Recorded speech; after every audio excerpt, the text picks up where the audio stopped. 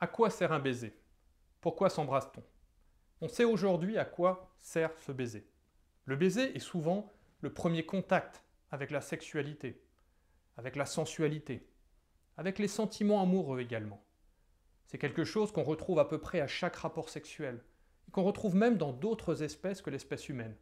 Un certain nombre de chimpanzés, par exemple, pratiquent également le baiser. Et d'autres espèces sous des formes un petit peu différentes. Alors, à quoi sert le baiser? Pourquoi est-ce qu'on s'embrasse?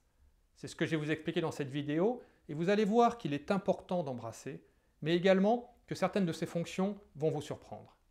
Je m'appelle Ronan Moelle et je suis sexologue à Brest, où j'exerce depuis 20 ans en cabinet, mais également à distance en consultation par Skype ou par WhatsApp.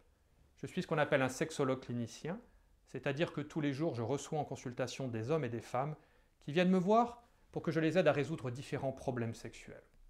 Je connais donc bien la sexualité de façon générale. Alors, à quoi sert le baiser? Pourquoi est-ce qu'on s'embrasse? Eh bien, il y a plusieurs fonctions dans le baiser. Le baiser sert en quelque sorte à préparer l'acte sexuel. Lorsqu'un homme embrasse une femme, il y a un échange de salive. Et dans la salive de l'homme, il y a notamment une hormone qu'on appelle la testostérone, l'hormone masculine par excellence. C'est aussi l'hormone qui est responsable de l'excitation sexuelle biologique.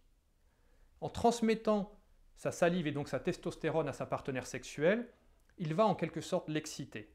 Car le moyen le plus rapide de faire parvenir une substance jusqu'à notre cerveau est qu'elle passe par le sang le plus près possible du cerveau.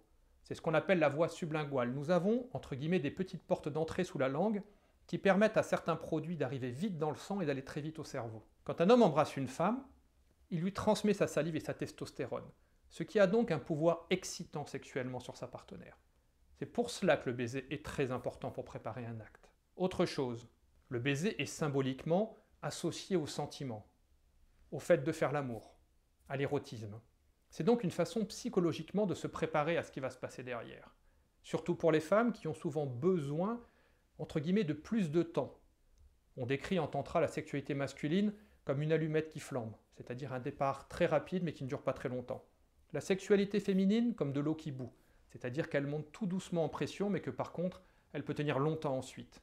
Une femme a besoin de se préparer psychologiquement et physiquement à un rapport sexuel.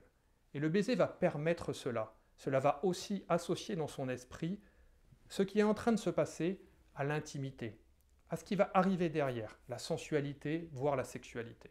C'est un acte très intime. Le baiser est également la première pénétration. C'est en quelque sorte la répétition de ce qui va arriver derrière. C'est pour cela qu'il est important de savoir bien embrasser, car vous allez déjà en fait inconsciemment projeter chez votre partenaire l'idée de ce qui va se passer ensuite. Si vous êtes brutal, si vous y allez trop fort, elle risque entre guillemets de se bloquer. Elle risque de se rendre compte que derrière le rapport risque d'être brutal. Idem en tant que femme, si vous avez du mal à embrasser, votre partenaire pourrait recevoir inconsciemment un message un petit peu négatif. Enfin, le baiser sert à transmettre des maladies. Je sais que ce n'est pas très ragoûtant. Il est important de comprendre que pour notre instinct et notre cerveau, faire l'amour, c'est faire un enfant. Comme je vous l'ai dit, le baiser est une sorte de préliminaire au rapport sexuel. Nous existons depuis 300 000 ans et la pilule contraceptive depuis à peine 40-45 ans. Notre cerveau n'a toujours pas compris qu'aujourd'hui nous faisions surtout l'amour pour le plaisir. Et pour lui, faire l'amour, c'est faire un enfant. Si le partenaire a des maladies, ces maladies, si jamais la femme les attrape dans les premiers mois de la grossesse, peuvent mettre en danger le bébé. Il vaut donc mieux qu'elle attrape ces maladies dès le départ, avant que le bébé ait réellement commencé à se former et à se développer. Donc en s'embrassant finalement, on transmet à l'autre certains de nos microbes. Et si la partenaire doit développer des maladies, elle les développera dès le début et son corps aura eu le temps de réagir avant que le fœtus commence réellement à se développer. Vous voyez qu'il y a une part d'instinct dans le baiser, une part d'émotion, une part de rationnel.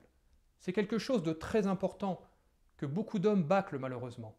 Alors qu'en fait, pour être un bon partenaire sexuel, eh bien, il faut aussi savoir bien embrasser. Si vous souhaitez plus d'informations sur la sexualité, vous pouvez vous inscrire à ma liste de diffusion privée. Vous trouverez le lien dans la description sous la vidéo. Car YouTube étant une plateforme grand public, je ne peux pas toujours aborder tous les sujets, car il y a également des enfants qui regardent. Si vous le souhaitez, vous pouvez laisser votre adresse email et vous recevrez de temps en temps des vidéos avec des exercices, des conseils et des astuces pour devenir un ou une meilleure partenaire sexuelle, pour mieux séduire et pour mieux comprendre l'autre sexe.